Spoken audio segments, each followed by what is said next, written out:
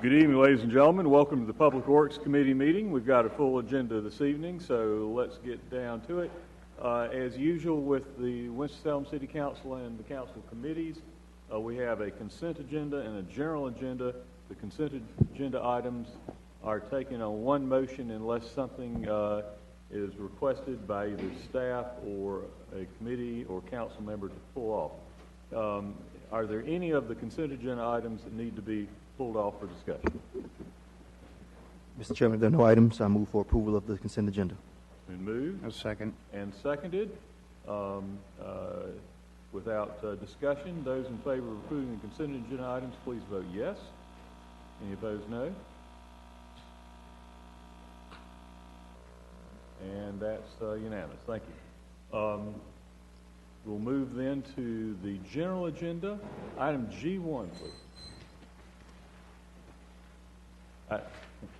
Item G1 is a resolution fixing date for public hearing on petition for the voluntary annexation of approximately 30.6 some acres located off Official Road. This was continued from the June meeting, and I understand that the council member in whose ward this rests has not yet had an opportunity to confer over this, but that you have a recommendation for us. Would you like to? Thank you, Mr. Chairman, members of the committee. This would bring about 116 additional units of affordable housing into the city of Winston-Salem, particularly in the Southeast Ward. So I think, at a time where we might be starting to experience an affordable housing crisis, it makes sense to evaluate this proposal. However, we did continue it last month or in June. I have not had the opportunity to speak with the developers. So instead of, I don't know how time sensitive this is, so instead of holding this in committee an additional time, it would be my recommendation to move it forward to the full council on Monday for a vote without a recommendation. And that gives me the opportunity to still diligently seek out the petitioner, and if we need to send it back to committee from there, we can do it, but my suggestion would be to move it forward without a recommendation. I'll take that as a motion. That is my motion. Is there a second? I'll second. All right, discussion. Seeing no discussion, the motion is to send this item to the council on Monday night without a recommendation, in anticipation that Councilmember Taylor will have had an opportunity to confer and will have a recommendation for us at that time. Is anybody here to speak on it? No one has signed up to speak on it. Okay. In that case, those in favor of the motion, please vote yes. Anyone opposed, vote no. And that's approved unanimously. Thank you. G2, consideration of items related to the Safe Routes to School non-infrastructure program. All right, this is getting into the heavy part of our agenda where we're talking about a number of pedestrian and bicycling safety and facility programs. Mr. Burzik, if you'd introduce yourself for folks watching in television land and give us your report. Sure. Thank you, Mr. Chairman. Good evening, committee members. My name is Matthew Burchek. I'm the Bicycle and Pedestrian Coordinator for the City of Winston-Salem. So this item is related to the Safe Routes to School non-infrastructure grant from NCDOT. So this year, NCDOT has made available funds for non-infrastructure programming. So we cannot build sidewalk, we cannot do infrastructure improvements, but it will support the education and encouragement and enforcement programs that we have and allow us to expand upon those programs.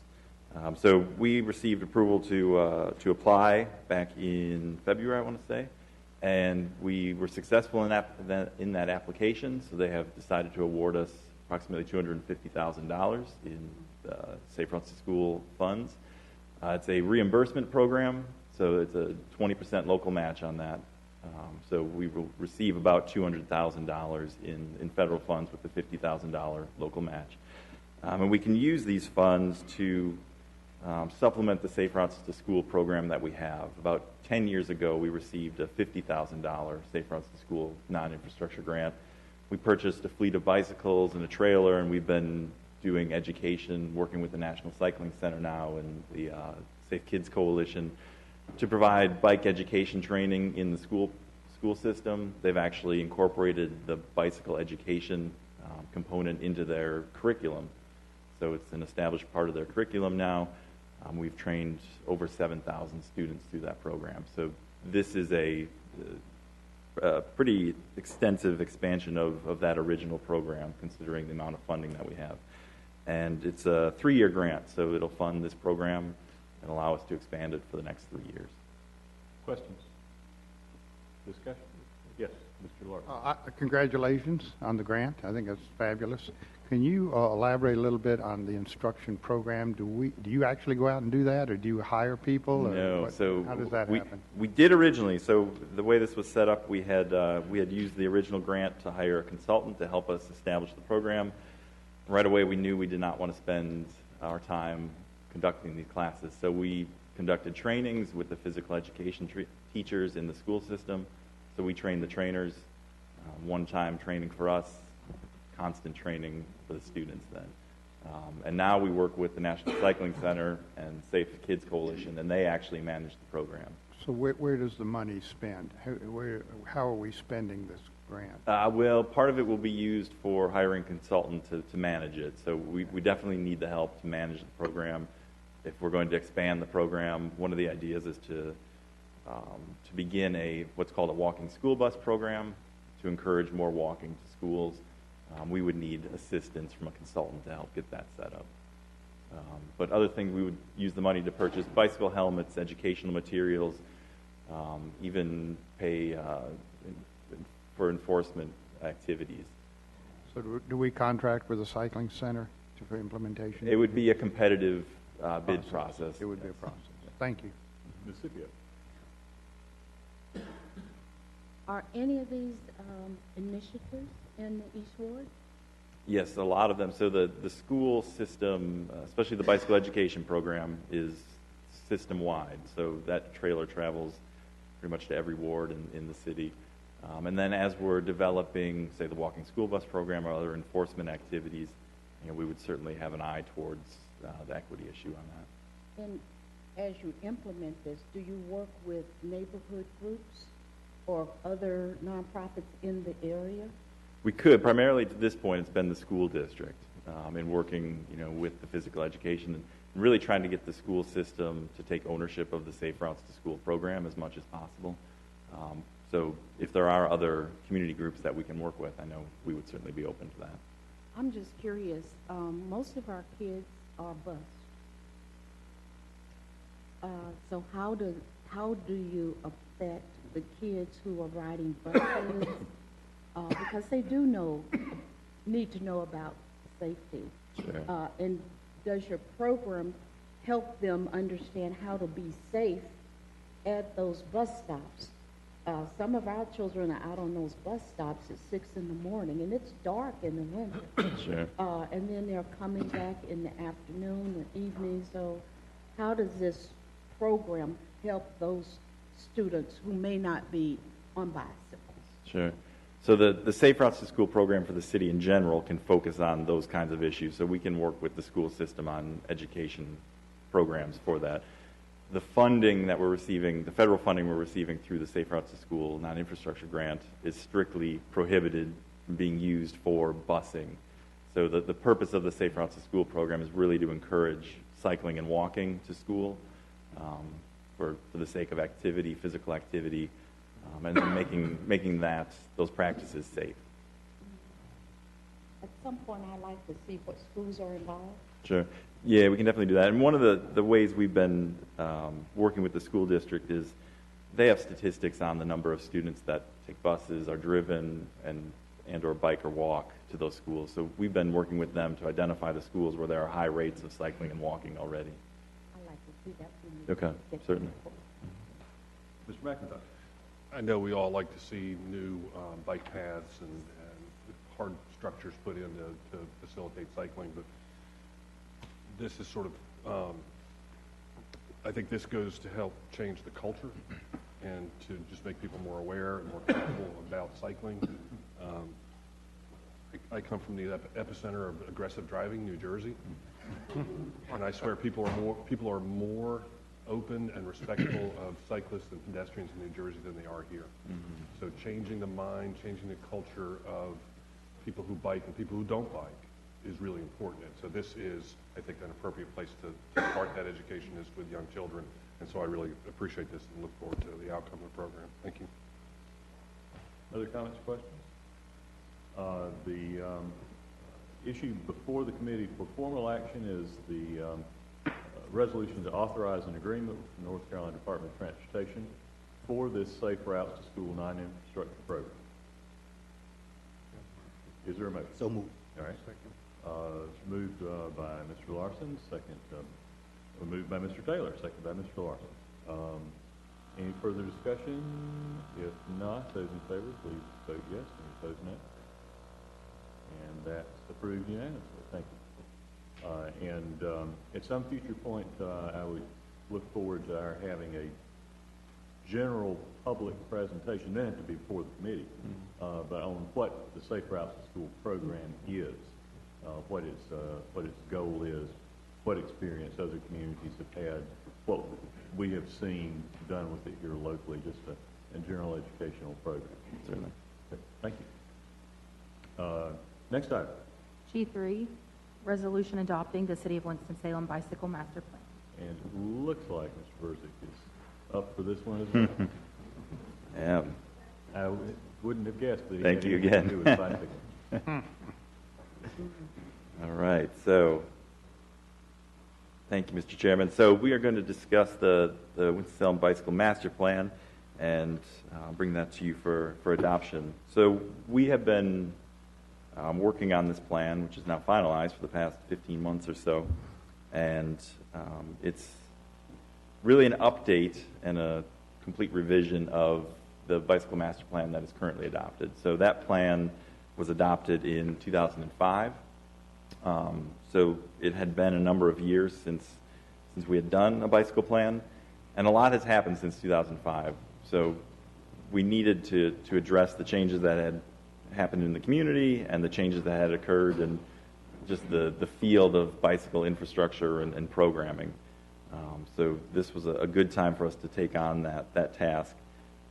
In addition, we had accomplished a number of the recommendations from the original plan. So some of the projects in there we had already accomplished or we are about to accomplish, so it was time to identify some new projects.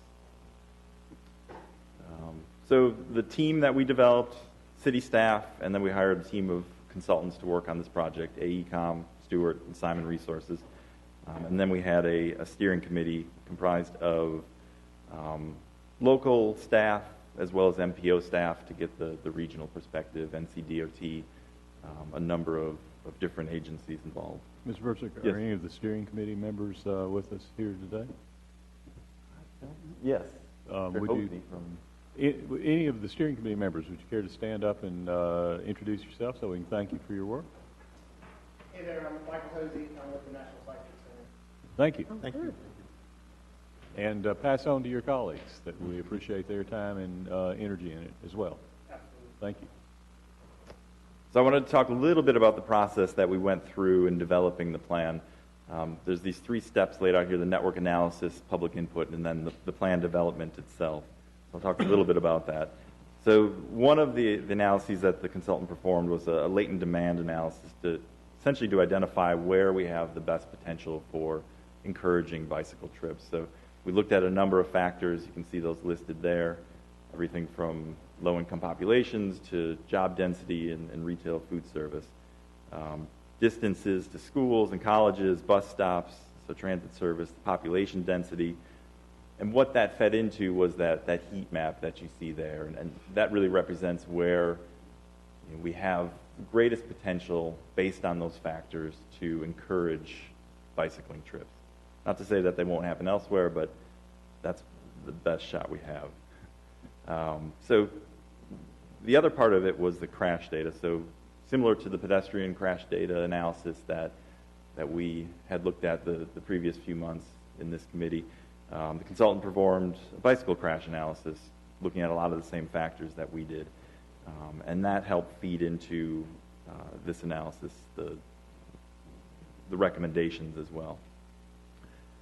Layered on top of that was a stress level analysis of some of the major roadways, so the collector streets, arterial streets, to determine what it actually what kind of conditions there actually are currently for cycling on those streets. You know, what would the average cyclist, what's the experience they have in cycling on those streets? So this stress level analysis looked at traffic volumes, traffic speeds, and lane widths to determine that stress level. What you'll notice on this map is that the local streets were not included on that. It's a function of two things. So one, we don't have the data for those local streets that we do for those collector streets and above. The other is that those are generally low-speed, low-volume streets that actually serve cyclists pretty well, and it's a network that we can build upon. And I'll hit upon that with one of the recommendations later on, actually. So with those three different analyses, we're starting to figure out where there's the potential for more cycling trips and where there's the greatest need. So that's a big portion of the analysis, but the public input was the other major component of that. So we needed to hear from people on the issues that they were experiencing while riding and what kind of conditions they would like to see, what kind of improvements they wanted to see in not only in infrastructure but in programming as well. So we held 3 large public input meetings. The attendance ranged from 40 to about 100 people. We had an introduction plan at the beginning of the process. We had a meeting to share the draft recommendations, and then towards the end of the process, we had a meeting to share the draft plan and collect feedback on that. Let me just quickly check. Sure. We've got a fairly high number of folks here compared to our usual turnout. Would anyone who attended one of the public input meetings for this stand up?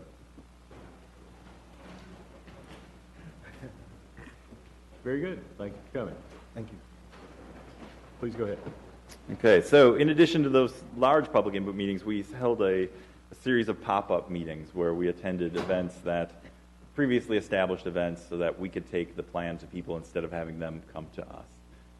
So every range of events from town hall meetings to Earth Day event and everything in between. So trying to go where people are.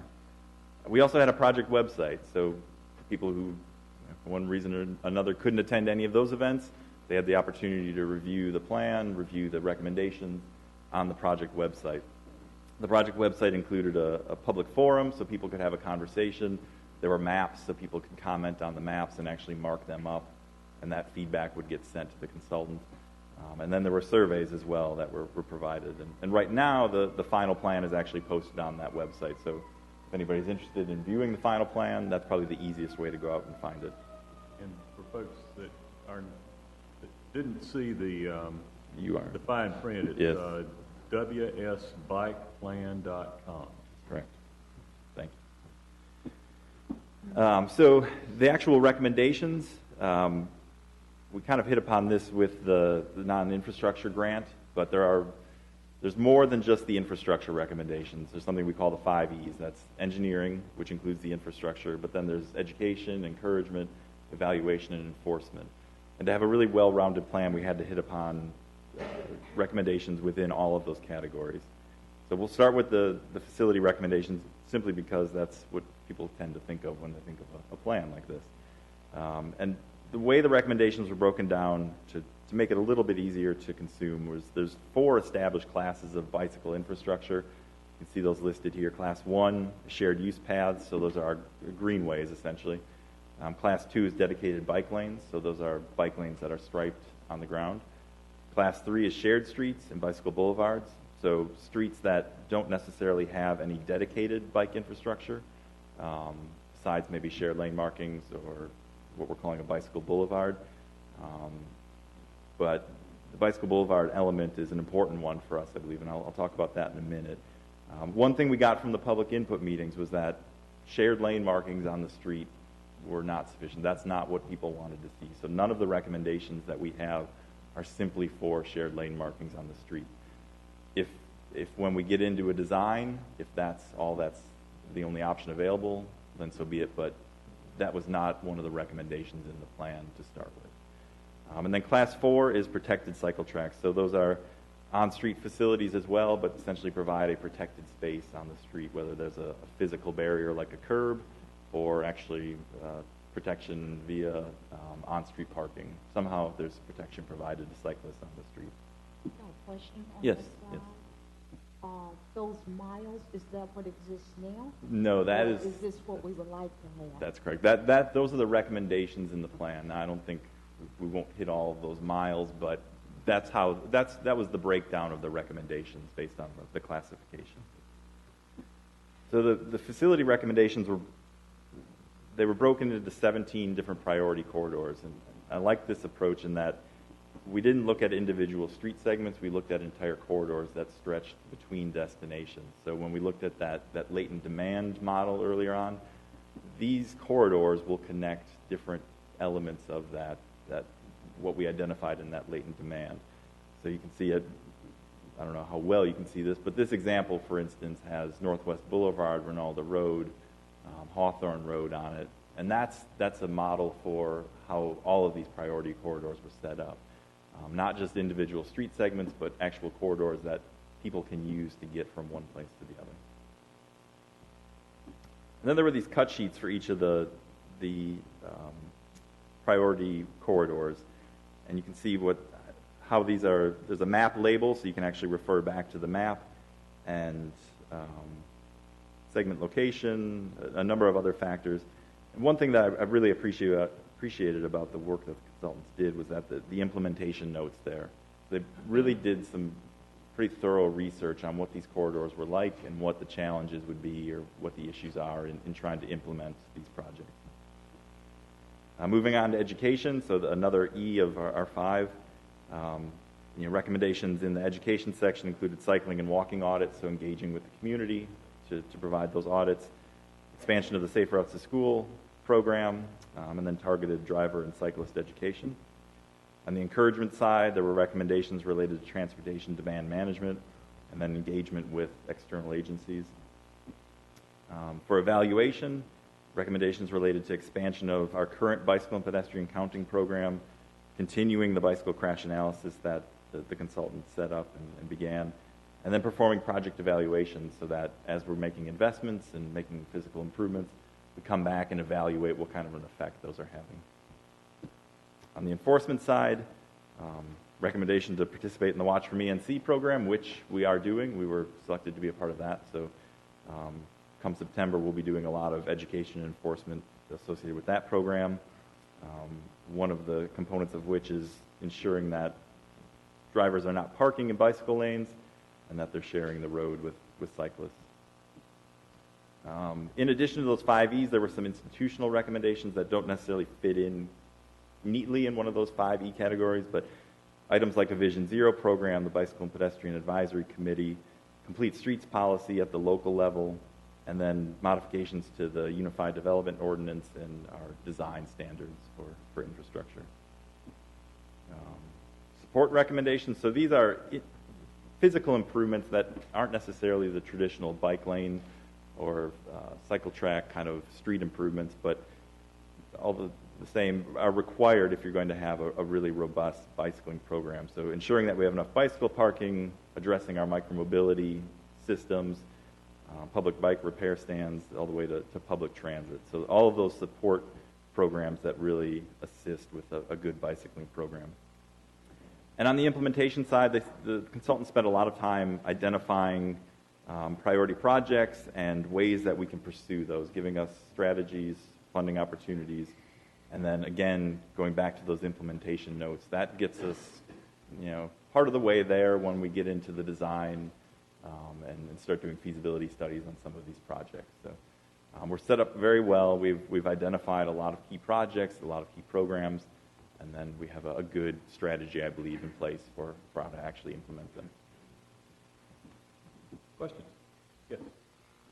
I haven't read through the entire plan, but I do have it to read through. But since you're there, I'm going to ask you my questions.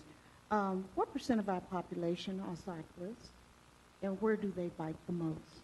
So we don't have, I don't know if we have a statistic on what percentage are cyclists. Now, what we do have is census data that shows that about 1/2% of the population currently use bicycles for commuting trips to work. But that doesn't tell necessarily the whole story. There are people who are cycling for recreation. There are people who are cycling for errands. So that commute data definitely does not tell the whole story, but that is really the only standard data that we do have related to that. So if you had to tell me how many people are cycling in our city, how many do you think? Is it 300? I mean, with kids and adults, how many? Thousands, I would say. I wouldn't even 10,000 hazard a guess. Or 2,000?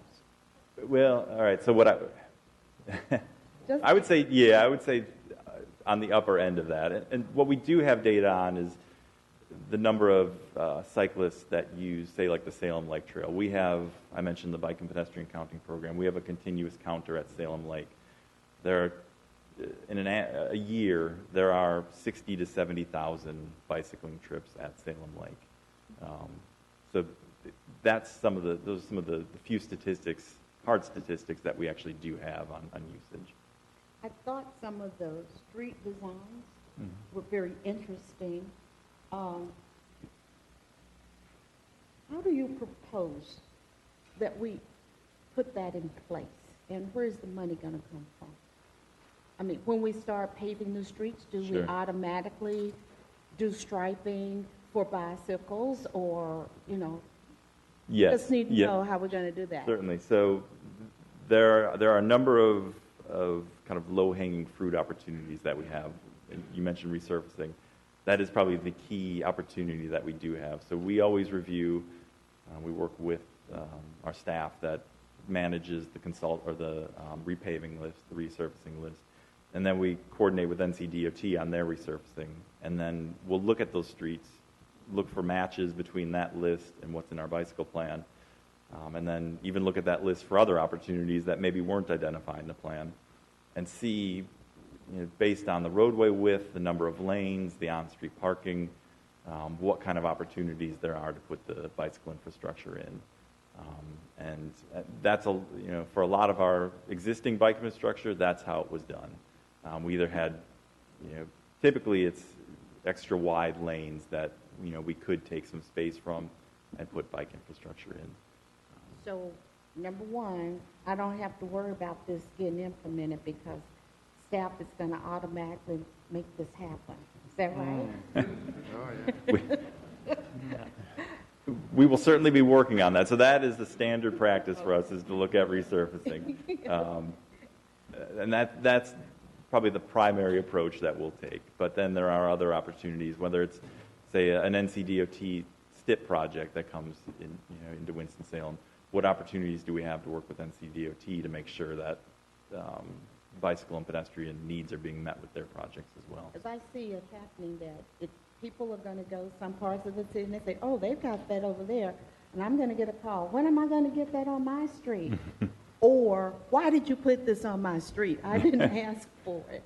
So I just need to know if we have a plan that we're going to be able to implement this around the city according to these recommendations once we adopt this plan. Sure. Yeah, and I think with the 17 priority corridors, certainly we can't build all 17 of those. So, additional public input may be needed to figure out which of those 17, which ones do we go after first? And then where are the opportunities? Do we have roadway projects that are coming up that we can attach these projects to? We'll just stay flexible in that regard. Yes, Mr. McIntosh. To speak to Councilmember Scipio's question, I mean, I think staff is probably well aware of where the most need is because they're just engaged in this stuff day to day, not just, and Matthew works for the Department of Transportation, so when a transportation project comes along, Matthew's at the table to talk about, what the needs are. But I think some of the responsibility falls on council members to be aware of projects and to be advocates for pedestrian and bike safety, just like we all have to be around affordable housing. And we may have to bring up topics and opportunities where maybe staff doesn't see that as something that we should be including in a project. But it'll take political pressure in a lot of cases to say we need to spend more money on this. Yeah. To me, having a plan like this in place speaks to a lot of things in our community. It speaks to equity, speaks to affordable housing, speaks to health, pure recreation, and tourism. A good pedestrian bike infrastructure is something that people examine before they move to a community. It's something that's evaluated before people move their businesses. It's an economic development tool as much as anything else. Having the plan is great. Now we need to commit as a council to spend some money to implement it as quickly as possible. I know we have some projects coming up. The Polo Road project, I think, is going to be a good one. But I think if we don't do this, we lose. If we don't implement this in a relatively short period of time, and I'm going to think the whole plan, but big strategic parts of it, then we're missing a golden opportunity. And I for one, will be pressing as hard on this as I will be on affordable housing for the remainder of my term. Thank you.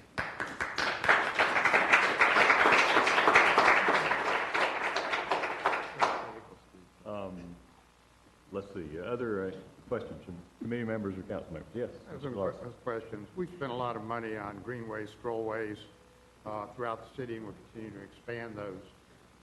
Are they incorporated in this plan?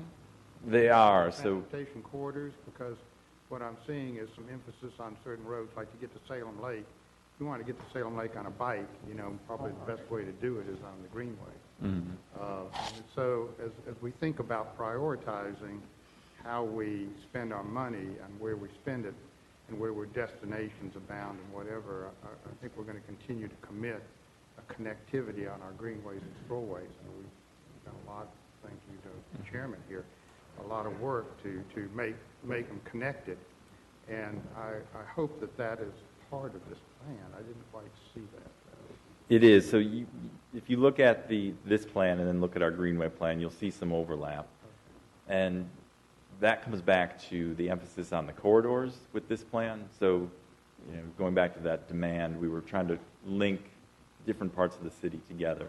And whether it was an on-street connection or a greenway or whatever else we can come up with, it was that corridor, it was that connection that was the key in this process. And whether, regardless of what kind of infrastructure would be required to make that connection. I guess my only, I don't say concern is that, if we have two different pockets, whether or not they're integrated in the sense of how we look at our traffic patterns and distribution of money to make things happen. If we have a strong greenway, strollway program, are we replicating, duplicating, or prioritizing that in ignorance of that existing system that's already in place? And I want to make sure that as we develop the bike plan, that we're clear about incorporating the strollway plan into the plan as well, and I don't see that integration here. Okay. It's a problem, and that's going to fall on you as staff members to look at that as we think about how we prioritize our bike routes to make sure that they are falling in line with our greenway, strollway programs that's already in place. Yeah, and I think some of the priority corridors in this plan definitely line up with what we have in the Greenway plan in terms of priority. We had different tiers of Greenway priorities in the Greenway plan. So, for instance, there's a corridor in this plan that stretches from Salem Lake to Hobby Park, essentially, and part of that corridor is the Salem Creek Greenway, extending that. So I know that is a top priority within the Greenway plan, and it then becomes a top priority in this plan as well. So I think, especially where you see the overlap between the two plans, you can really count on those projects as key greenways. Now, this is an update on the previous plan. When was the previous plan adopted? 2005. And when was our most recent Greenway plan adopted? 2012. 2012. And I know before 2012, I think that there was a 2003 Greenway plan. We're in at least the second iteration since I've been on the council. And we have a pedestrian plan, but that hasn't been adopted as recently as I recall. No, but we are about to start on that plan update as well. I get the pattern appears to be there's a rolling update process that seems to go greenway, bike, pedestrian in terms of the planning elements. We would hope that they would all cross-reference. Mississippi. To that, one of the things about being new on the council, I'm learning about how we do things, and we have a whole lot of paper. Everything has its own little book. And then you got to figure out how do they overlap? How are they saying the same thing? So I think what would be great for your master plan for your bicycle is somewhere in here have an overlay where you see the bike paths, the greenways, how they interconnect, so that we can say, okay, this makes sense. I know this, you probably work with, this is Public Works, but when I was a little girl, bicycles were a big deal in this city. Everybody rode bicycles, and it was a big deal because sometimes on Christmas, I don't know how folks knew, but like one year we would get bicycle, another year we would get skates. Actually, first year you get skates, and then you move up to the bicycle. And there was we used to have skate things in the park, and then we had bicycles. We rode everywhere. One of the things I want to encourage is to have our recreation department work so that we start inspiring people to do bicycles, to do cycling. We have a plan, but people don't know how to come out and take hold of it. I think we've got a great master plan, but I really don't see a whole lot of people on bicycles. And there are a lot of people who need to do bicycling for health reasons. And our kids are just gaining too much weight sitting down. So if we can start figuring out how do we get the community to embrace these wonderful things we're putting in place. So just talk to Recreation and see how we can make that happen. Is that okay, Mr. Gary? Thank you. Let's see, other questions from committee members? I want to check. If not, I want to check to see.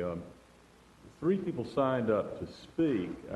Was under the impression that they were signing up to speak on perhaps one of the later items, but would anyone care to speak, make comments on the bicycle plan? If so, if you'd raise your hand. I see a couple of people who look like they're about to jump up, but no one is raising their hand. Ladies, are we?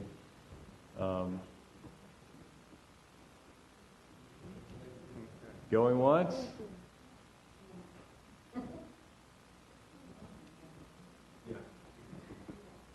What? I love it. I love it. Okay. All right. Well said.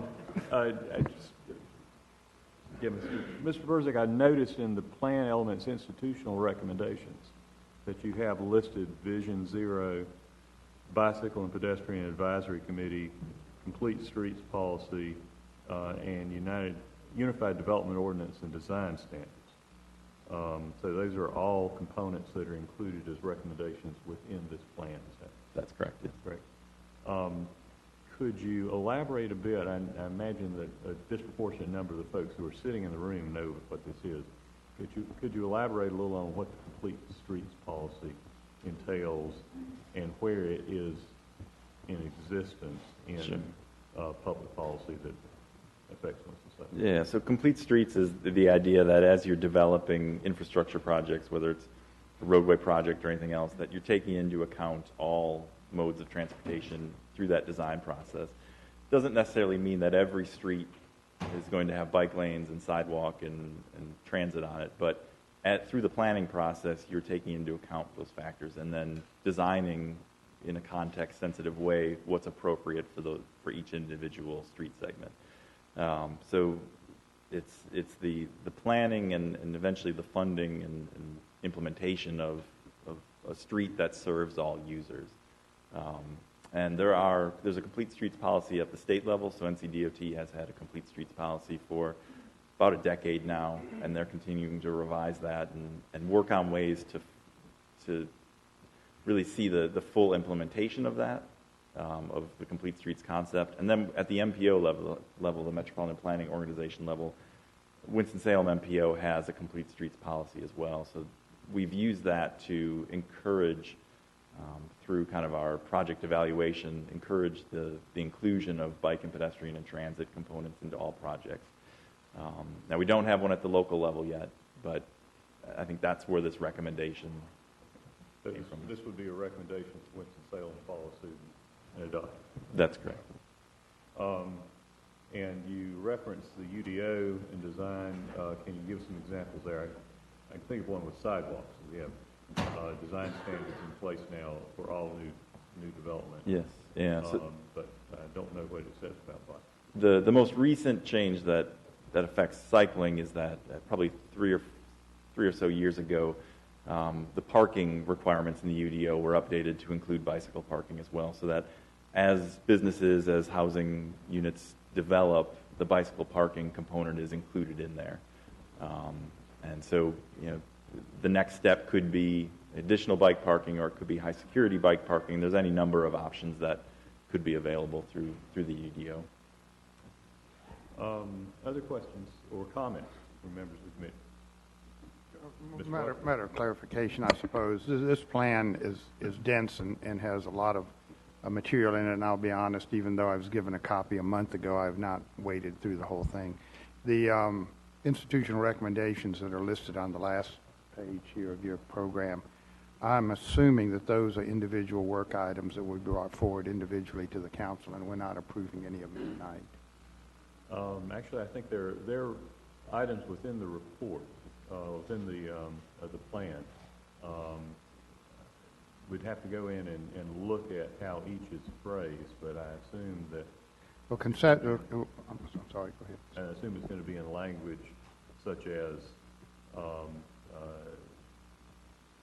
Winston-Salem should adopt the goal of zero cycling fatalities. Winston-Salem should create a bicycle and pedestrian advisory committee. Winston-Salem should consider and adopt a complete street solid. It doesn't do any of that. It doesn't. It should. Yeah, because we're not prepared to modify the UDO tonight, obviously. Right. So I want to be clear about that. As goals and aspirations to deal with, Vision Zero, Bicycle Pedestrian Advisory Committee, all of those are going to have to be separate actions by the council. Yes. And to that, anything that we're going to spend money on, and anything that we're going to change in terms of the UDO is all going to be a public process that people will have ample opportunity to weigh in on. Yeah. And for example, to Ms. Scipio's point about the funding, we have had a greenway plan for fairly recently updated. We've had a greenway plan in Winston-Salem for 16 years.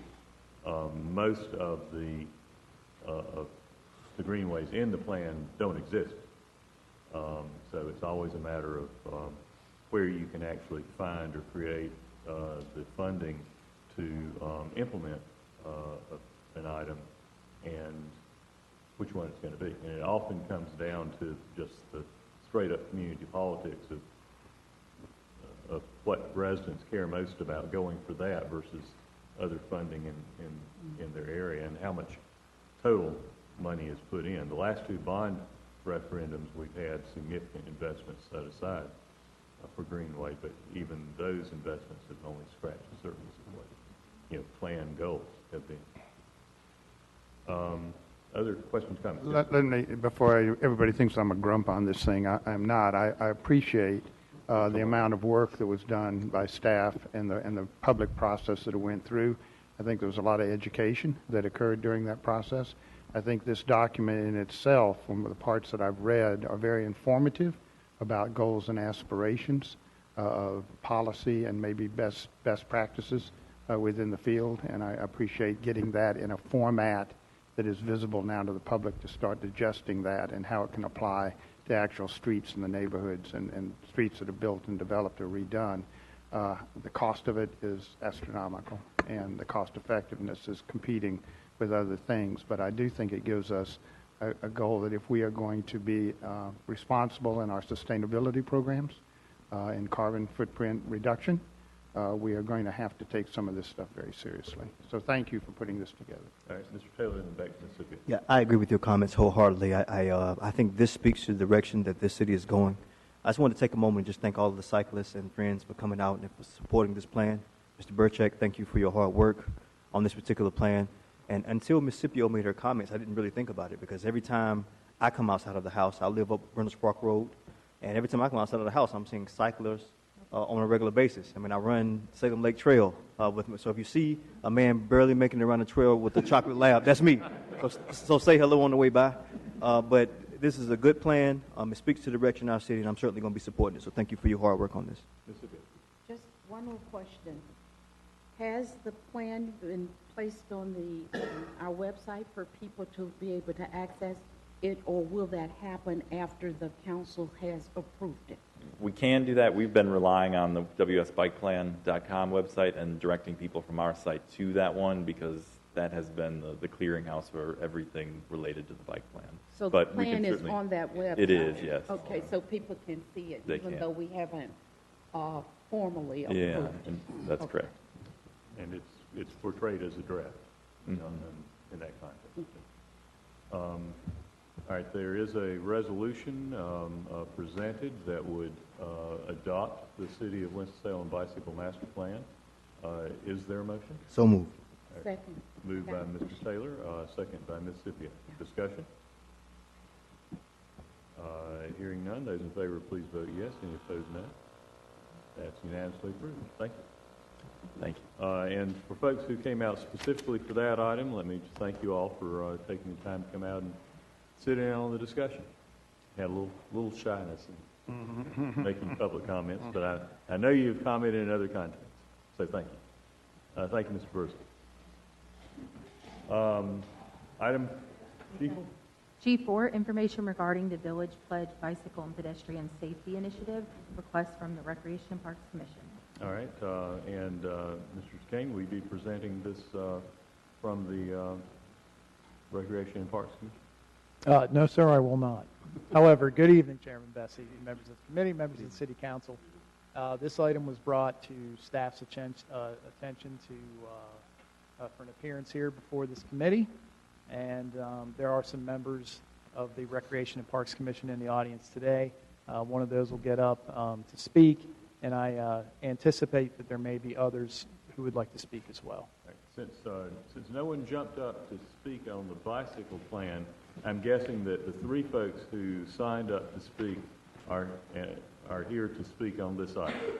Well, Dan, I'm here just to speak in general about pedestrian. I don't know if that relates more to that one or This is not specifically this. Yeah, this is the remaining item. So I'll ask if there are other folks who want to speak. So with that in mind, if there is it, I'm sorry, Ms. Gondring? Gondring? Are you here on behalf of the commission? Okay. In that case, if you would present, please, and then we'll invite other commenters. How long do you think your presentation will take? Oh, I thought I had 2 minutes. Well, you're absolutely welcome to take 2 minutes or more. Okay, cool. 2 minutes. Okay, so my name is Kathy Gondring. I live at 438 North Avalon in Winston-Salem, and I am a member of the Winston-Salem Recreation and Parks Commission. I have several other commission members here as well. Amy Easter is here representing the Cycling Advocacy Group.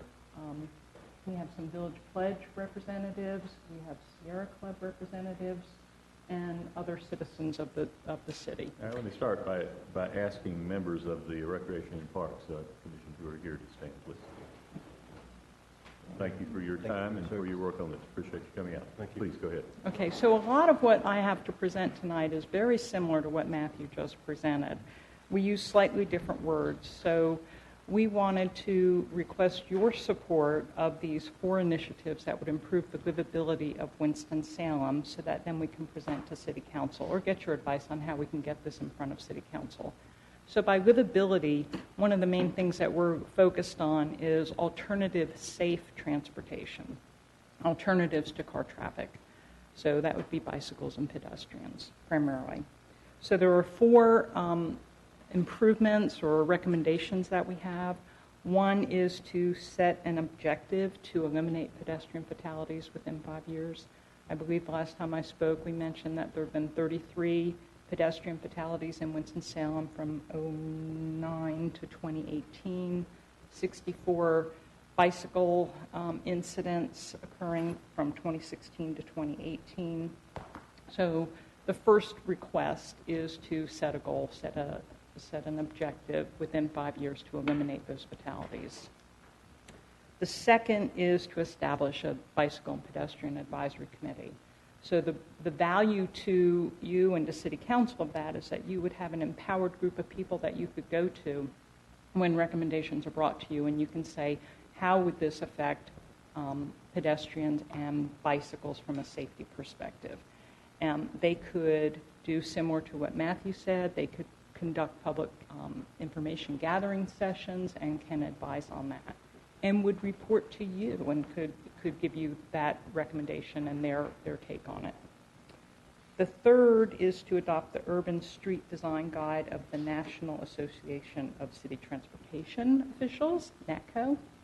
So this speaks to making it more systemic, so that when we build our streets or when we modify streets, that we have a set of guidelines that are already thought through that reduce our negative impact to our pedestrians and to our bicyclists.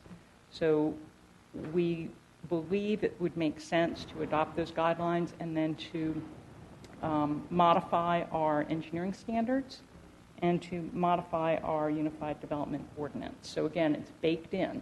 So we don't have incidents like we build huge apartment complexes on Meadowlark and this beautiful Jameson Park across the street, and there is no way to cross the street. Oh, and there's an elementary school there too.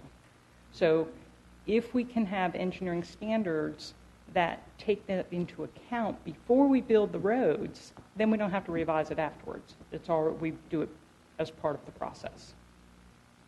And the last is just to revise our mission and vision statement so that we say part of Winston-Salem's vision and mission is to have safe transportation alternatives as part of our strategy. So that's it. I think it was less than 2 minutes. Great. You can give the lessons in succinct speaking. Thank you. Yeah. I've gone through it a couple times. Some of us need that. All right, thank you very much. Any questions for Ms. Carter? Questions? Thank you. I have Yes, a ma'am. question, Ms. just to clarify. Number 2, that does include the micromobility, I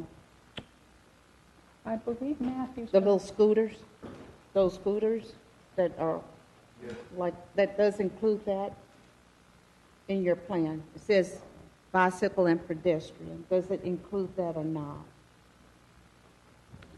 It doesn't exist so far, so Right. maybe it does, maybe it doesn't. We've never really talked about that, to be honest with So you. you don't think of them as being the same kind of alternative? I've not given it much Transportation brain power. We can go back to our Parks and Rec Commission and get that thought, but we've been focused on bicycles and pedestrians. So, and again, my request was, I'm sorry?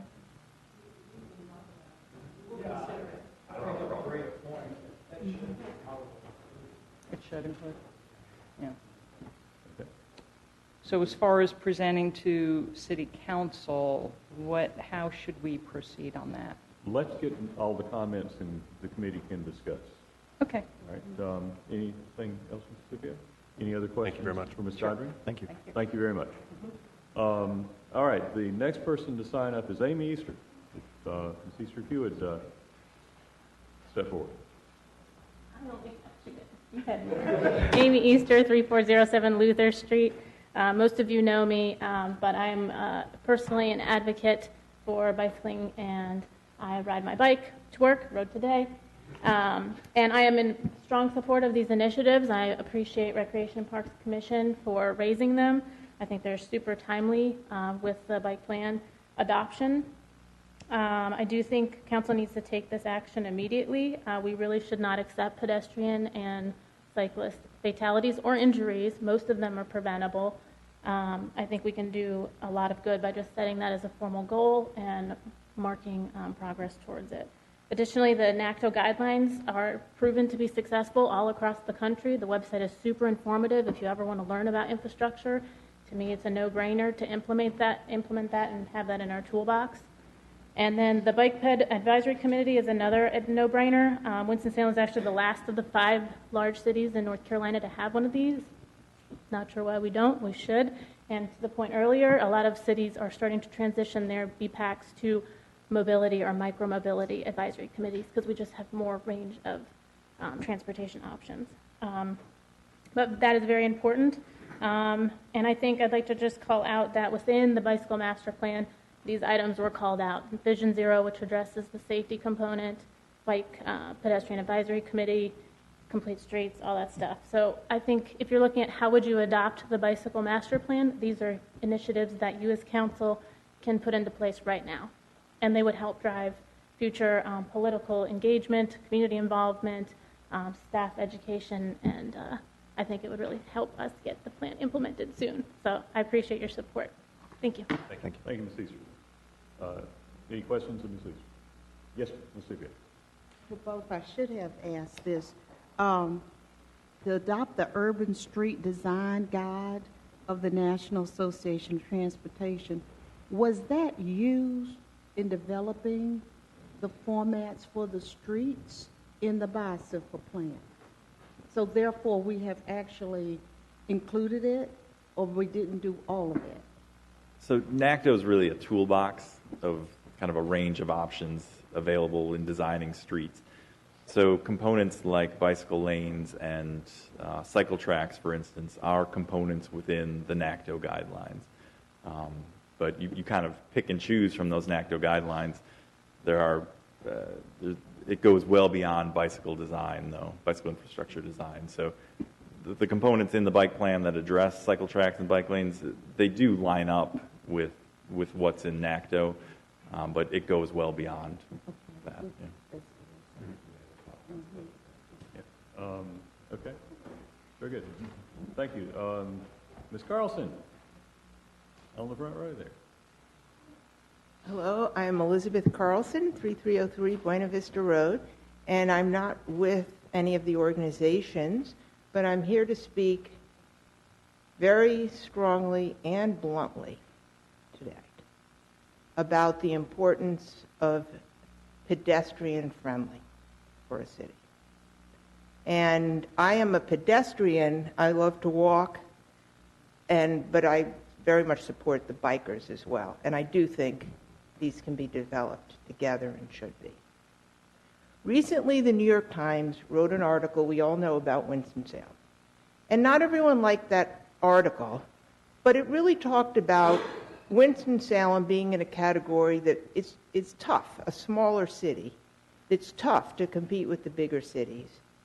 And if there's a city that's going to make it, it's going to be us, but it's not going to be easy, and it's no guarantee. And the specialist on this, I forget his name at UNCG, said this New York Times writer hit the nail on the head for us. This is the reality of this city.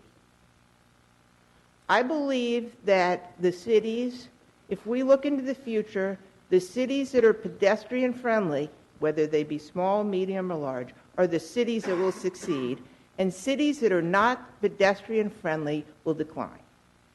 This city has a long way to go, and I urge people to move quickly in this direction. I spend a lot of time in the Charlotte area now, and there's no comparison. I spent time in Cornelius recently. I spoke against a development because I did not think it was friendly enough at a meeting like this. This development here would have been way advanced. I would have been thrilled for such a development here. So let me give you an example of what I'm talking about. I live in an area that I cannot cross Silas Creek Parkway to get to the Fresh Market area because although there's a sidewalk, the bridge protector, I feel like I'm going to fall over into Silas Creek Parkway. And there's not a sidewalk that goes all the way. That's a low-hanging fruit. Connect the Sherwood Forest areas, the Buena Vista neighborhood, to that Fresh Market. There's 3 supermarkets there. Make it pedestrian-friendly. There must be neighborhoods like this all over the city. Let me give you another example. Thruway. My husband used to try to walk to the bagel place. He can't do it because of the bridge over, I think it's Business 40, that going into the Buena Vista neighbor into the thruway area. You have thousands of people that could access these commercial shopping areas that can't because the sidewalks are either not there or they're dangerous, especially over bridge crossings. I would imagine there's examples of this throughout this city. This city has got to get its act together and move aggressively on pedestrian and bikes, or this city will decline. Who wants to live in a neighborhood 20, 30 years from now that was built for the 50s that is cut off by bike and pedestrian access to stores, when you could live in other cities all over this country and state that are giving you easy pedestrian access? It builds community, and it's better for the physical and mental health. This city has so much going for it, but it has got to get this right. Thank you. Thank you, Ms. Groves.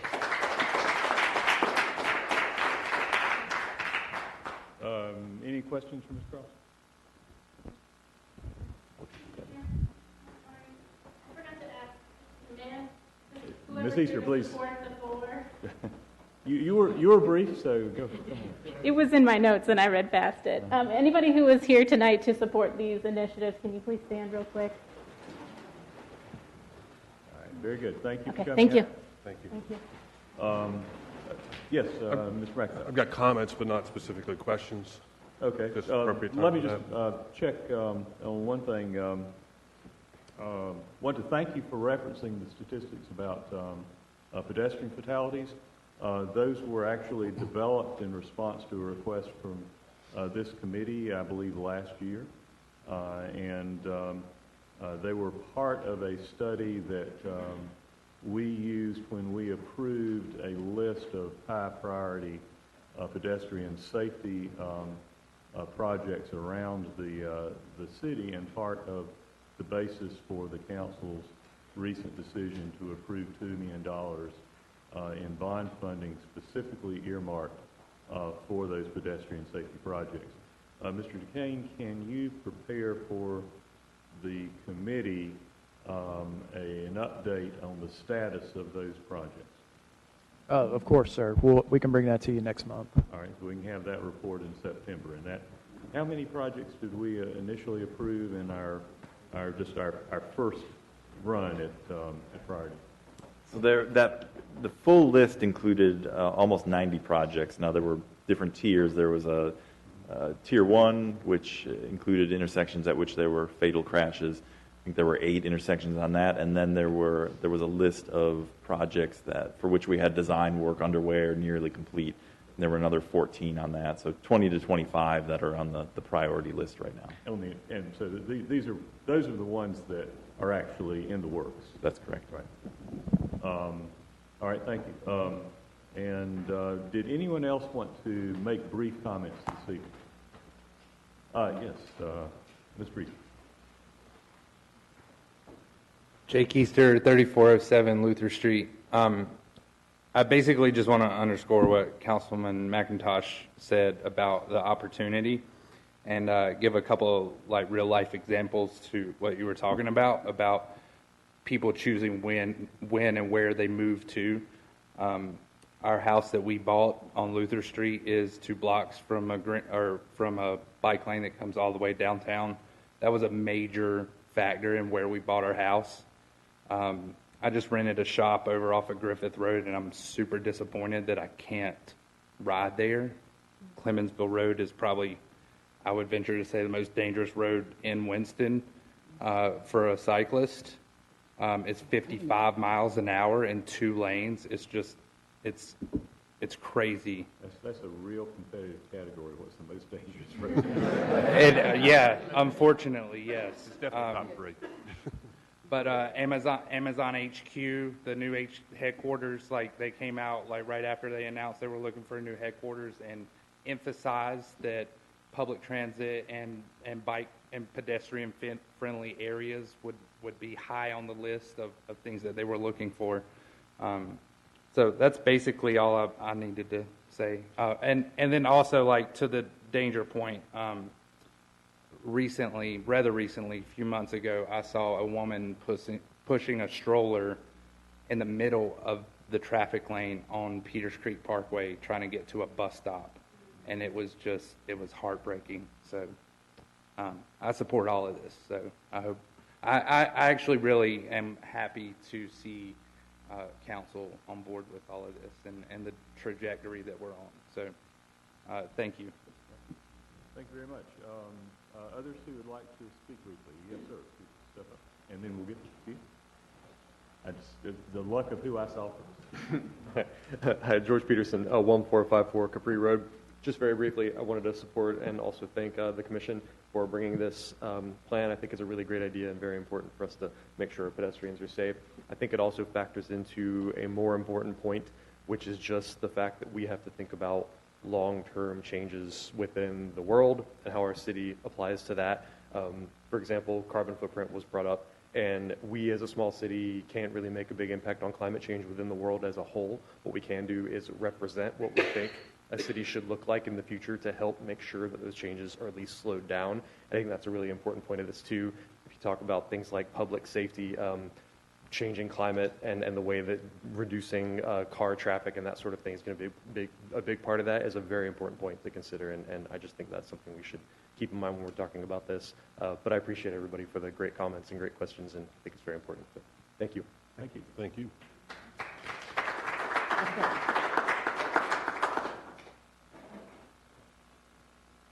Good evening. Good evening. I'm Paula McCoy. I'm the acting chair of the Village Pledge. And I live at 4636 Old Box Mountain Road in the Ogburn Station, which competes for one of the most dangerous business corridors in the city. We believe that our city can be more sustainable, more livable, and much safer if we pursue the recommendations of the Parks and Recreation. So we implore this august body to fully consider the recommendations of that organization. Thank you. Thank you, Mr. Short. Anyone else? Yes, sir.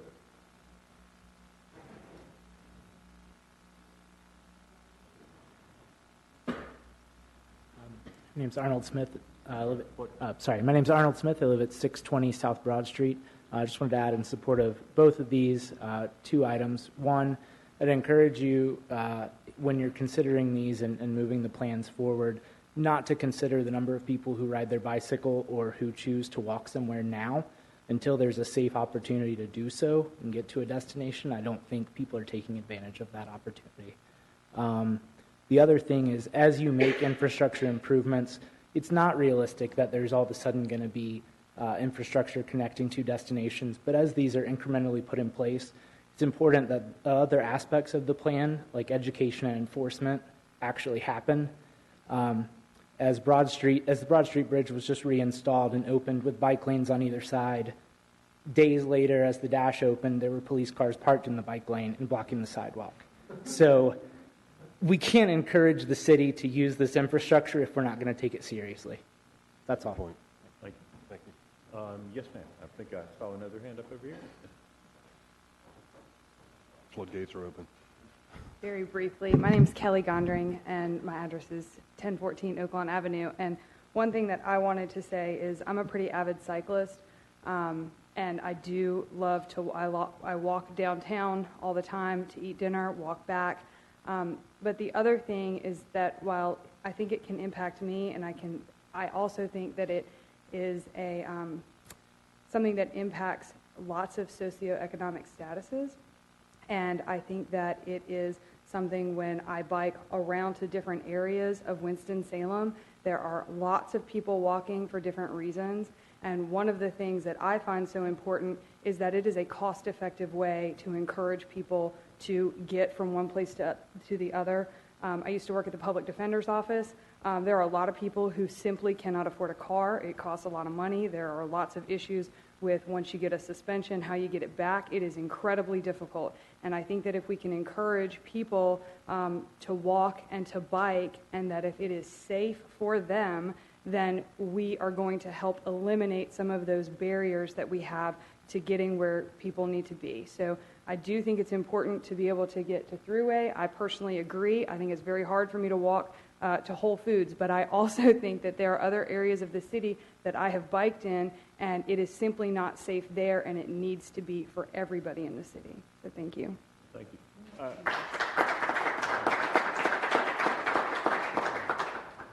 I would like to note that I see people walking in unsafe locations all the time. I see people walking on the shoulder of South Street Parkway. I see people walking across bridges on Jonestown Road over 421 and I-40, where there are not only no sidewalks, but there is no space other than the lane itself. And these are people who are clearly walking because they have no other way to cross that spot. You'll see the same thing on Old Vineyard Road.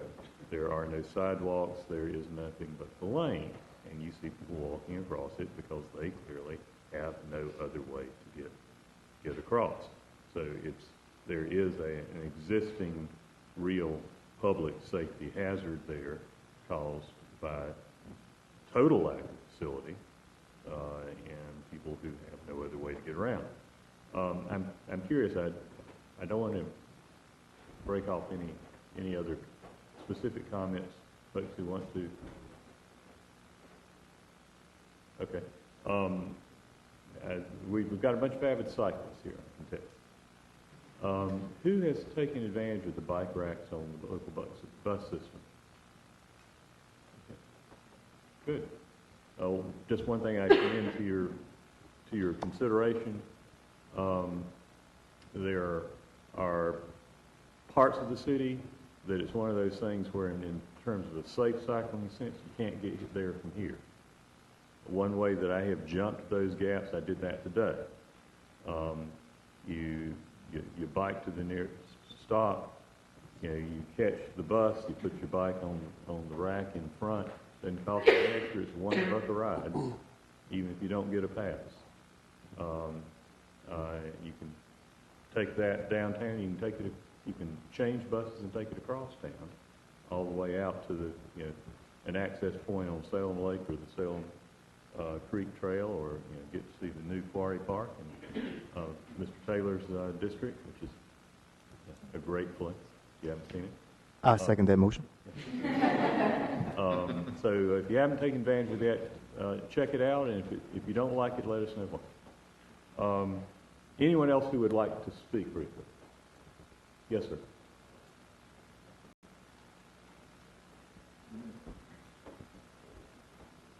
Hey, how's it going? Tim Cronin, 830 Bellevue Street. I'm sorry.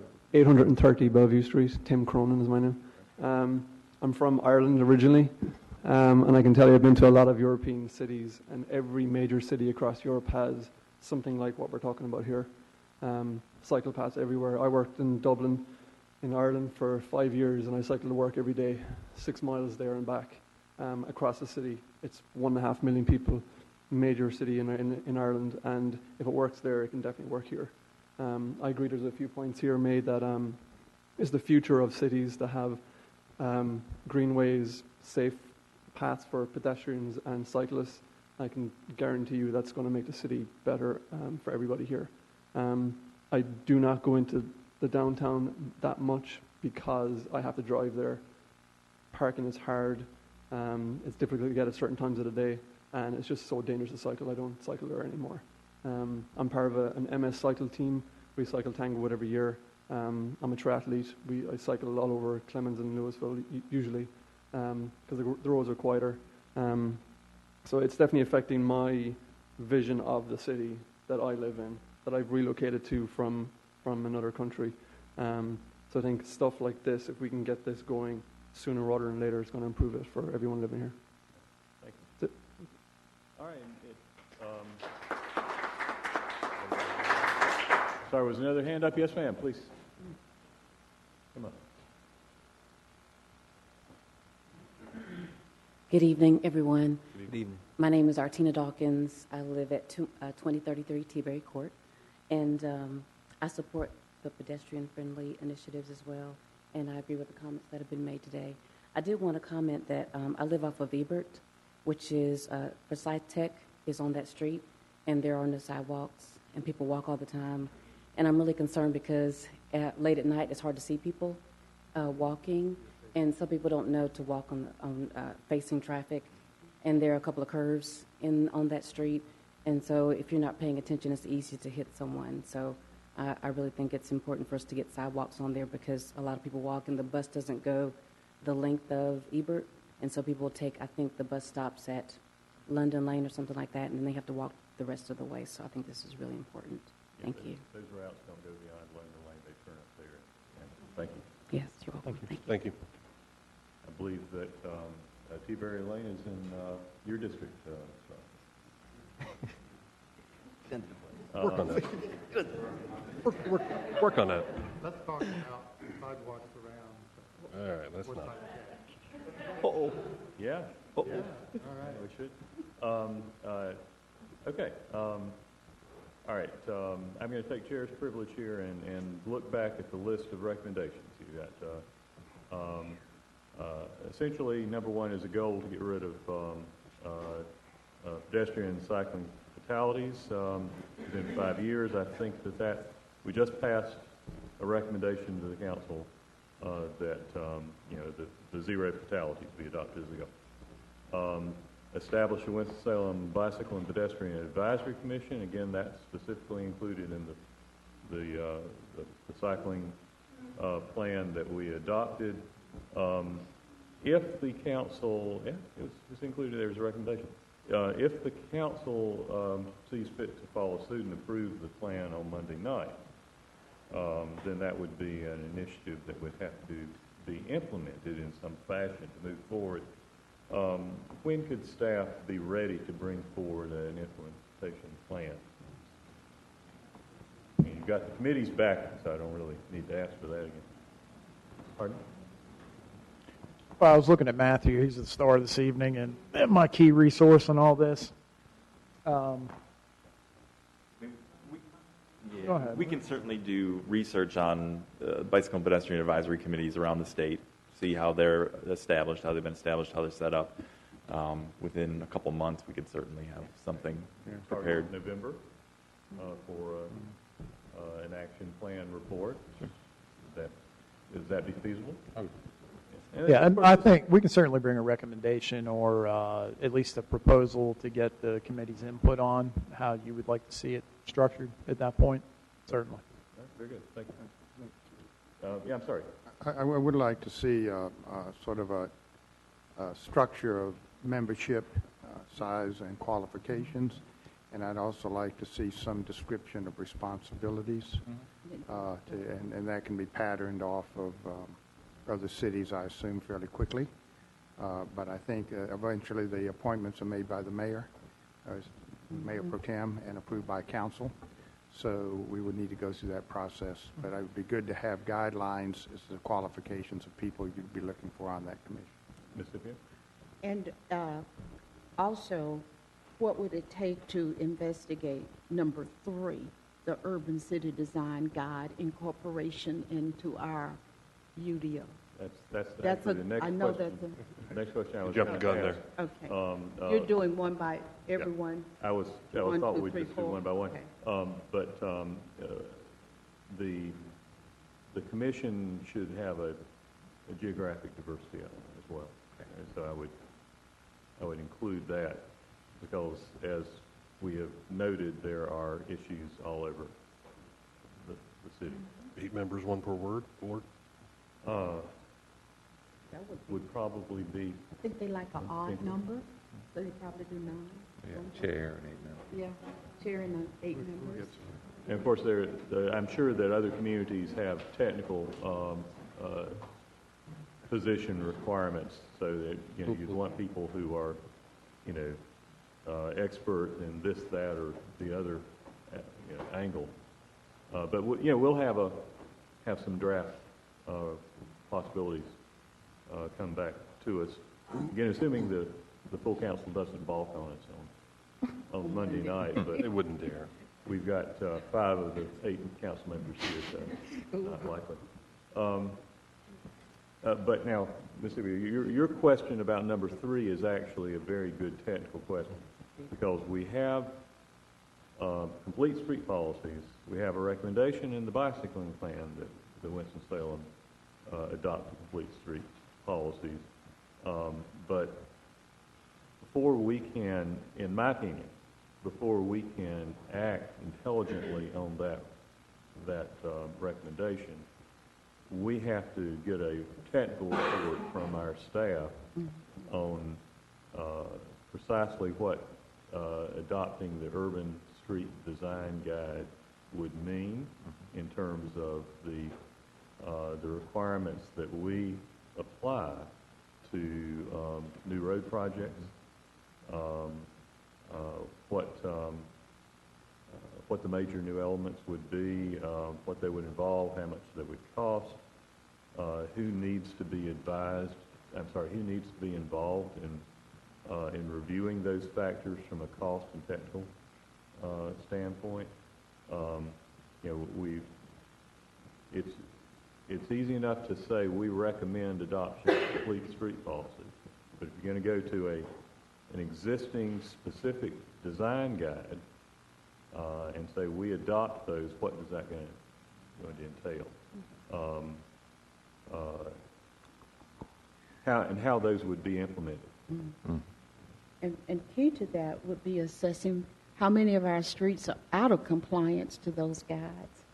As we look in older neighborhoods, which is most East Winston, how do you adopt those guidelines? How much of that could be adopted to older streets? Because I'm certain we can't rebuild every street in our city. And so there might be a spirit of the guides that we have to take on. So I think that'll take a little more time to review and digest, and I would suggest that we let the staff work on that and bring it back at appropriate time. What would be a realistic time Next frame, year. I don't know. I'm not really prepared to even give an estimate on that right now. Give us a chance to look at it, and when we come back next month, I can probably give you a schedule on that.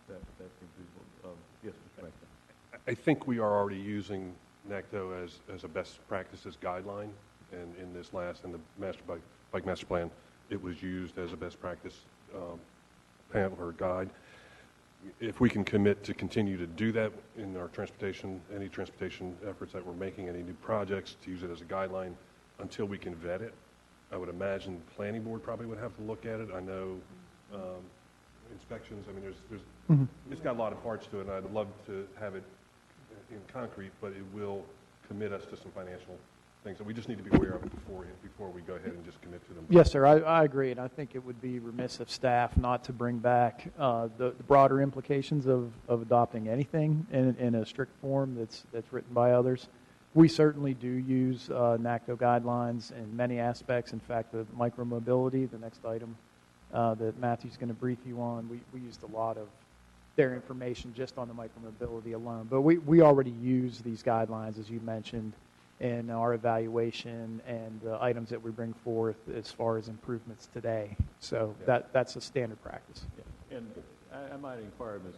Gondring, when the commission was adopting this recommendation letter that you sent forward to us, did you discuss whether you were talking about using standards as guides, or whether you were asking that they be made enforceable requirements of every new project?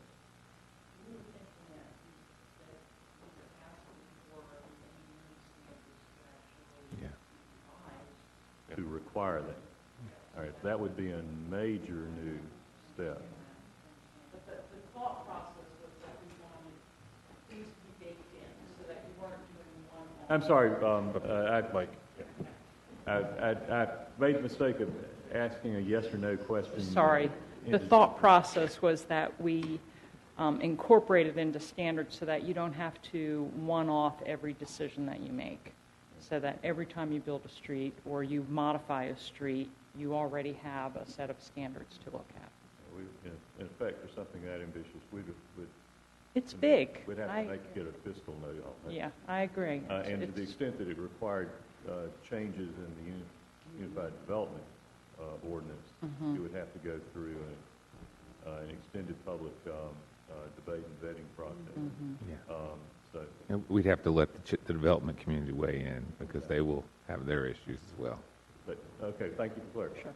Yes, ma'am. One other question. For I'm sorry, clarity. Ms. Godring, Cynthia has. For clarity, when the Recreation Parks Commission looked at that, were you thinking just about new roads, new developments, or were you really thinking about the entire city, looking at our existing roads, or were you just focusing on new development? We were thinking about new roads and when you do a major revision of a road. Okay. So we were not thinking go look at everything and go Okay. That- dig the whole city up. I was No. thinking the whole No. city stuff, but No. okay, that's great. That's good clarification. Which actually begs the question of equity, because if you're only talking about spending a lot of additional money on new projects and you don't have a plan for retrofit in the most critically unsafe spots, that's a real issue. Well, we might come back again. Thank you. Okay. Any other questions about, any other questions from council at this point? No about questions. the Number 4. about number three? Oh. Okay. Ms. Carlson, do you have a quick point that you wanted to? Well, I just think, I don't know about this particular thing, obviously needs to be looked into, but I just want to reiterate that the city needs to go big and needs to go bold and needs to go fast on these issues. Okay, thank you. All right, number 4. Revise Winston-Salem's mission and vision statements. Let me invite Ms. Godring back up again. Ms. Godring, was the mission and vision statements reference a target of opportunity, or is there some special reason you focused on that as opposed to simply saying Winston-Salem should adopt as policy, an equitable, sustainable transportation approach? Well, we just think it's a statement of when somebody's looking at Winston-Salem, what are our goals and what do we stand for? What is our vision? And what was the example of Amazon? If they're looking at our mission statement, it says that we want equitable transportation. Again, the whole spirit of it was systemic. We don't want to one-off it all the time. We want it to really be baked into our culture. All right, thank you very much. Comments? Yes, Mr. Mack. First of all, the bridge on Robin Hood Road over South Creek, that's a state street, okay? And there's this distinction between streets that the city owns and that the state owns. They can't spend money on ours, we can't spend money on theirs. Sometimes we try to get them to spend money on ours, but they typically won't. But that bridge is planned to be rebuilt. It's in the queue. It'll have wider sidewalks. It will conform, but that's in the process. And so a lot of these things that we're talking about are on the consciousness of all of us and are in the process. They're just sort of slow-moving kind of things. But I do want to go back to the equity side of this because the question has come up. When you talk about affordable housing, part of the component of what you have to spend on your housing involves how much it costs you to get to work and to school. And if we have more walkable, bikeable ways for people to not use a car, not own a car, not pay for car insurance, not pay for gas, but simply buy a bicycle and get to and from where they need to go, that drastically increases what you can spend on quality housing. So I mean, it plugs into so many things, and I just think it's important for the whole city to participate and that we back it in a big way. Okay. Other comments? I just Yes, have one little comment about that. Please. We have to look at the topography across town. If you come to the east side, you've got this going up and down. We don't have large, flat areas. So you've got to be physically fit to ride a bicycle to work as your primary mode of transportation, or have enough funds to get on a bus if it's going to go that way. So for some people, they'll say, y'all not really thinking about me, because our roads, our neighborhoods aren't easy to bicycle in. There are very few that are level where it's convenient. So I think the plan is wonderful, but I think we have to understand that it doesn't work for significant parts of our neighborhoods where the topography itself is uncomfortable and not doable. I think you've correctly identified actually probably a citywide topography issue. Winston-Salem is a city in the western Piedmont of short, choppy hills, and it's all over town. And I've lived several parts of North Carolina, and when I lived in New Bern, I didn't have to deal with those hills. Yeah, that's certainly a good point. I'm sorry, Ms. Carlson. We've heard several times that. We value your input, but we need to move on. We've got some other stuff on the agenda. Any other observations about this? We have several specific report backs that we've requested, and some approximate timelines going.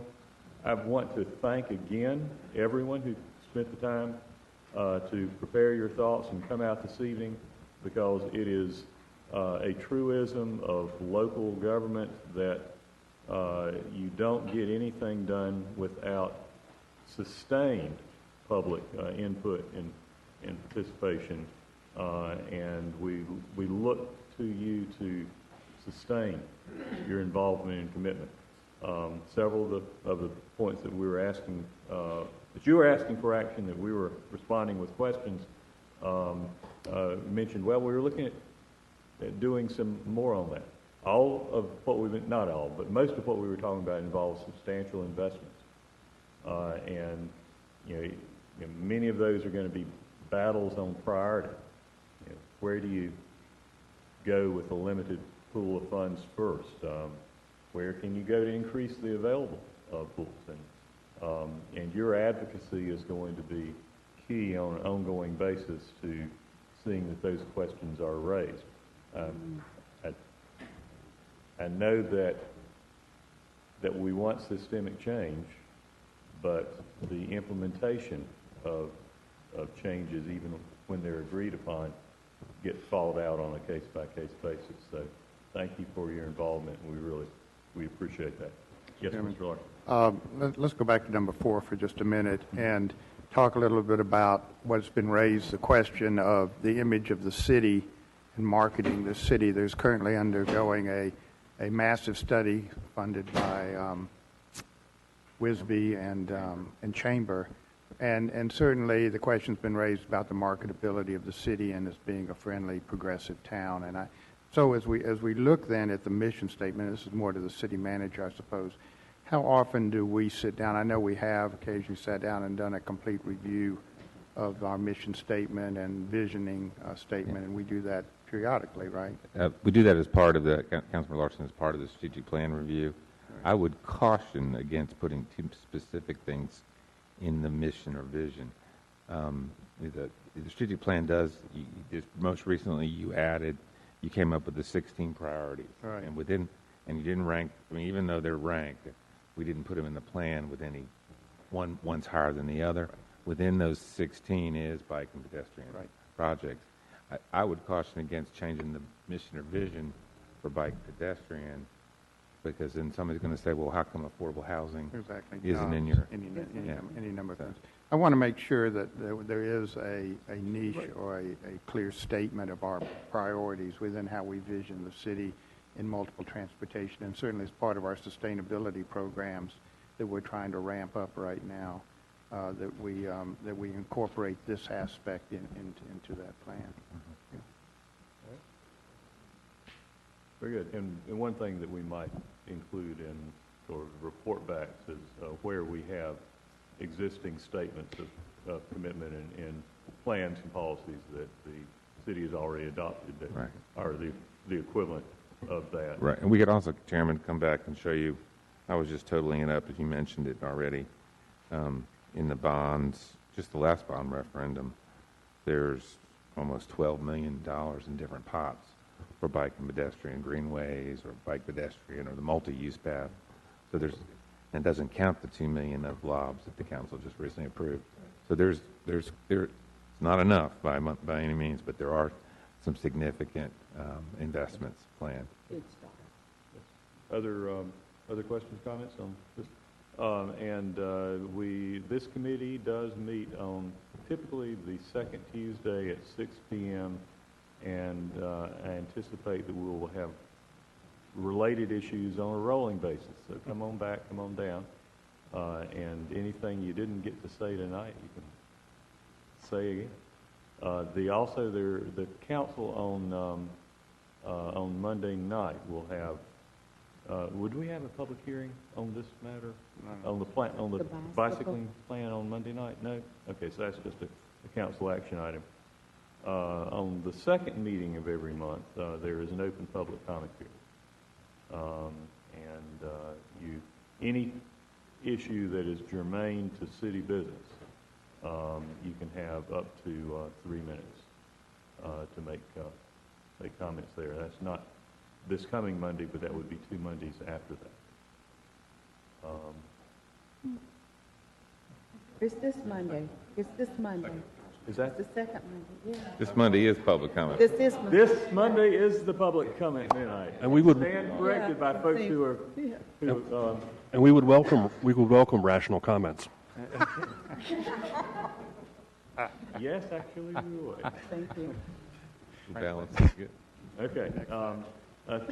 Stick around. We're talking about micromobility next, I believe. Thank you.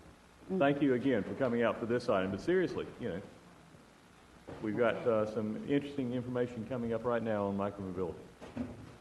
G5, Shared Micromobility Services Selection Process Update.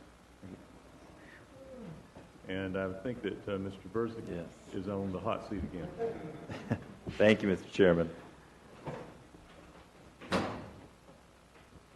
Okay, so we have come a long way with this issue in the past year. It was about a year ago that the Bird scooters arrived. So it's been a busy year for micromobility. Indeed, and I want to give you a quick update on where we stand with the permit process and getting those devices back out on the streets. So the ordinance that was adopted in March established the permit process.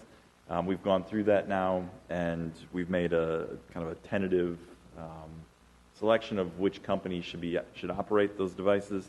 And so essentially what we did, we received 5 applications for electric scooter operations, 1 application for dockless bike. And the ordinance allows us to select 2 companies within each of those categories. So there were the companies that submitted were Zagster and the National Cycling Center, VO Ride, Slider, Blue Duck, and Spin. So the 2 companies that have been recommended for electric scooter operations are Zagster and the National Cycling Center, and then VO Ride. So essentially, Zagster and the National Cycling Center are partnering. VO Ride is the other company that's been selected. And then within the dockless bike category, Slider, they were the one company that submitted a bicycle application. So those 3 companies, in addition to the existing National Cycling Center docked bike share program, would be operating. That's assuming that those companies are able to meet the insurance requirements, provide the indemnification agreement, provide the device fee, and provide the surety bond. So considering we would have 2 electric scooter operations, a dockless bike and a docked bike, we will have a very robust micromobility system with a lot of options for people to use. I mentioned, can we get the slides up on the screen? Thank you. So the ordinance requires, I mentioned, the insurance indemnification, the surety bond, and the device fee. And in addition, we'll be working with those companies on identifying drop zone locations so that it's clear where these devices will be stationed and where they will be dropped each morning.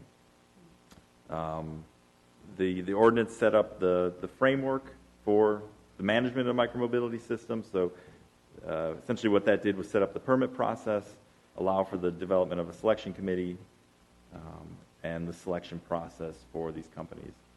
So the goals, essentially maintain the integrity of the transportation system and ensure that we're not creating any hazards by having these devices out on the streets. The criteria we looked at in reviewing the permit applications are listed here. These were pulled directly from the ordinance, and then we assigned categories based on the relative importance of those coming back to the goals that had been established for this program.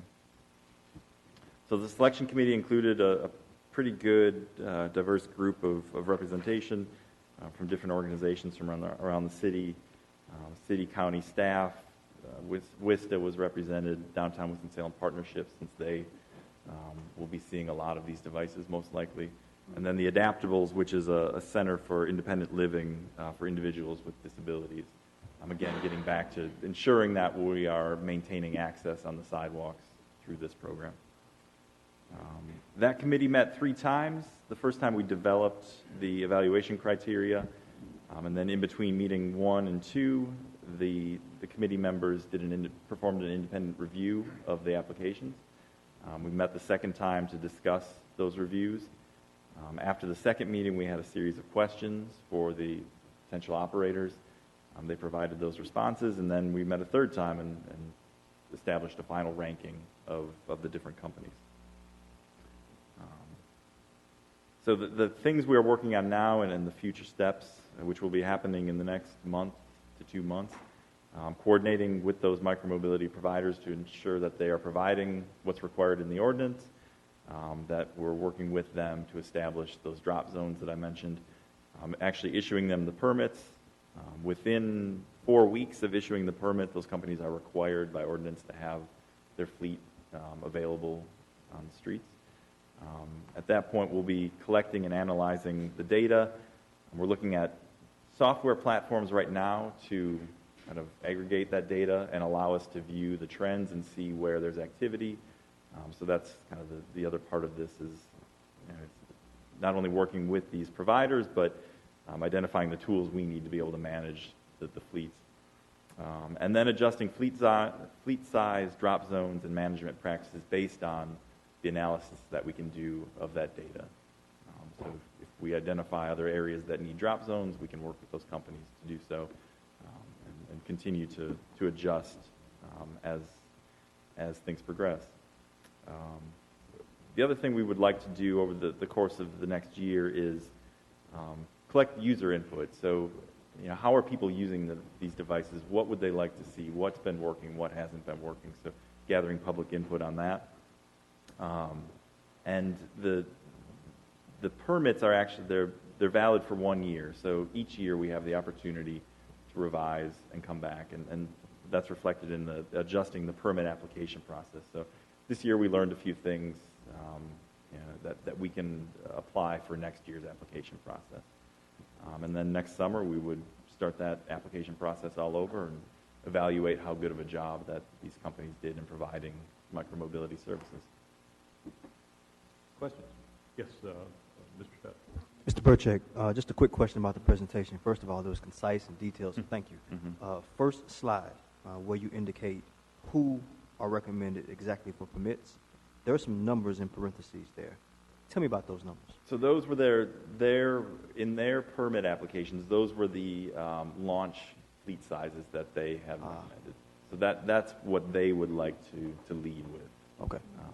So 250 from Zagster, 350 from Via Ride, and then 200 bikes from Slider. Thank you. Did anyone? Oh, sorry, Mr. Location. Mm-hmm. Is National Cycling Center located here in Winston? They are. Oh, we love that. Where are the other recommended users? Via Ride is out of Chicago, and Slider is based in Florida. I forget the city. I just like the fact that local people are getting in on that action. And so I know there was no bias in this election, but I'm very happy that we do have someone local who's involved in that. And at the same time, they are located in the East Ward. You're not biased at all. I'm not biased. Matthew, do you have any idea when they're projecting they'll get their permit application in? So by the end of the month, we would hope to have the permits to those companies. And then, so in September, we would expect operations to begin. So I'm sure that we'll have announcements when it's ready to roll out. Oh, we'll know. Yeah. All right, other questions or comments? Yes. And by the way, this is an information item. There's no action required of the committee, you know, in what the council has already done, authorize the city manager to undertake this process and issue the permit. So this is on the track. Yes. This has been a laborious process, and then the schedule has been dictated by the newness of what we're doing. And so now we're on a cycle where the new contracts are being let in August. Applications will be in the summer, and the implementation then is in September, October, maybe even. Do we need to give some thought, and maybe this is more to staff to be thinking, do we need to make some adjustments to the calendar on this in consultation, realizing there's a certain seasonality maybe to this business? And I'm just curious because this has been dictated by what we've been doing, and I'm not sure it's the best business model entirely. I'm just asking the question now for you to consider as to whether the calendar is working to the best advantage of the industry. Yeah, certainly, you know, that's one of the things we'll look at in the permit application review is the timing of that. Now, you can see it both ways. Certainly the window of you know of peak riding season is approaching an end potentially, but also what that does is give us an opportunity to have a short season and then have a winter where we can adjust, kind of assess where we are with it, and then come back in the spring again. So, but we can certainly, you know, we'll look at what works best for this process. Yeah, also to the extent that our anticipated user base is students, you know, college, university age. Yeah, they're just kind of getting back to that. Yes, ma'am. Just to refresh my memory, the permit is for 1 year? That's correct. Okay, so it'll be from August to next August? That's correct. Okay, all right. Ms. McIntyre. I also want to commend everybody. It's a long list of people who were involved here, and we threw a lot of stuff out on what we wanted and what we needed and what we had to have, and, you know, by God. And I think y'all did a really good job of boiling it down to the things that you've got. Did we, when we started the process, did we talk about having a separate process for private ownership and rules, or are they, if you own one yourself, I mean, there are obviously some things that won't apply to you here, but... That's right. So there were limited rules within the ordinance that applied to the private ownership. Riding on the sidewalks, for instance, that applied to private ownership. But primarily the ordinance was focused on the shared systems. So you think the best approach is to take a wait and see if private ownership issues arise and we have to deal with them? I think so, yeah. Yeah, and I know that Mr. Taylor was predicting that the I'm electric gonna scooters would be the cool new toy at Christmas, and I was watching for that. I didn't see so much of it. Didn't see what I thought. I stand corrected. Well, we are not toy gurus up here. But Christmas is close again, though. who knows? Other questions or comments? Any questions? Yes? No? Susan? So Amy Easter again. I spoke about this a few months back, and I commend council and city staff for everybody working on this. I'm very happy that this is moving along and not just sitting. But I do want to reiterate, I think so much of the danger and frustration initially came from a lack of education. And so I would love to see that city staff and council and private groups do a much better job of educating the public on what's okay, what's not okay. I know there's a point in the ordinance about these vendors having to do some education, but the more we do is probably the better. So I think that should be emphasized. Yeah, that's a good point. Ms. Berzik, any observations on what's in the works for education? Yeah, I think with the Watch for Me NC campaign, this is the perfect opportunity to include micromobility in our education campaign. Now, what about rider education? Yeah, and that's certainly part of Watch for Me. Watch for Me is focused on drivers, but also cyclists, pedestrians, and all we would have to do is add micromobility users, scooter users to that list, and generate some educational materials for them specifically. I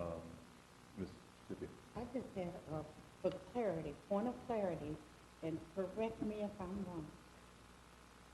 On our greenways, bicycles can be ridden on our greenways, but micromobility cannot. Micromobilities are limited to the streets. They cannot be on the sidewalks. Are bicycles restricted to the streets and they are not allowed on the sidewalks? Well, so electric scooters are not allowed. They will not be allowed on the sidewalks or on the greenways. Bicycles are allowed on the greenways, the streets, and in certain instances, the sidewalks. So bicycles are not allowed on sidewalks in the central business district. But outside of that, typically bikes are allowed on the sidewalks as long as they yield to pedestrians on the sidewalks. Yeah, it's a yield rule, but you can use it. I have to take Haynes-Hall Boulevard for a substantial section to get to the bus stop that I use. I don't feel safe right now on Haynes-Hall Boulevard, but it's a wide, low-use sidewalk, and as long as I keep an eye open for pedestrians, I feel. I wear my helmet, okay. So I go slow. Excuse me. Excuse me. Common sense goes into operation. So if a mother has a child on a bicycle, they can ride on the sidewalk. That's a common sense kind of thing, correct? Yes. Yeah, and I would say that Mr. Taylor's example of Reynolds Park Road, it's actually a fairly heavily used road by cyclists. But if you've got a younger user, younger cyclist there, I wouldn't be surprised to see them if they were riding carefully on the sidewalk and wouldn't complain about it. Anything else for Mr. Perzik on this? Thank you very much. We'll look forward to seeing not the Wild West, but carefully regulated and permitted shared mobility out there on this fall. And having seen a number of cities which are the Wild West in terms of things left strewn all over the sidewalk, you can't get around them or over them, and you don't dare turn, stop, swiveling your head as you walk down the sidewalk. I like the projection of this way better. Is there any other business this evening to come before the committee? Then, if there's no objection, we will. Thank you all. Stand adjourned.